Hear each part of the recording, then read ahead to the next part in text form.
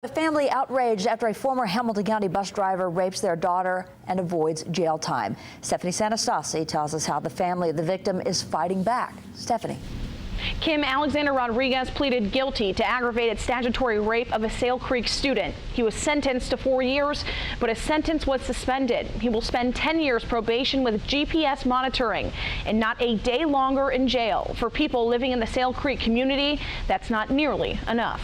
It's sickening. Those are the only two words Chandra Whitlock can use to describe the rape case involving Alexander Rodriguez. The system is messed up these days. In March 2015, a Sale Creek student told investigators she had been raped inside a Super 8 motel room. The student told police before going to the motel, she boarded a bus with Rodriguez at the wheel after school and later rode in the 34-year-old's car to the motel. Once inside, she told police Rodriguez forced her to perform oral sex and then raped her after repeatedly telling him no. Shortly after, the victim says he drove her to the Birchwood area and dropped her off more than an hour away from her home. But even though Rodriguez pled guilty, he will not spend time behind bars. If he can do that, then he needs to be locked up, because who's to say he's not out there doing it again?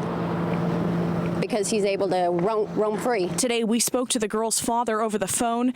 We will not be identifying him in order to protect his daughter. He tells us, quote, "Only thing you can compare this to is the loss of a child." He says his family is disappointed in the suspended sentence, and Rodriguez is being treated like a DUI offender. Whitlock agrees. Just to know that there's someone out there that does that to a little kid and he's allowed to roam free, but they'll put someone for a DUI in jail.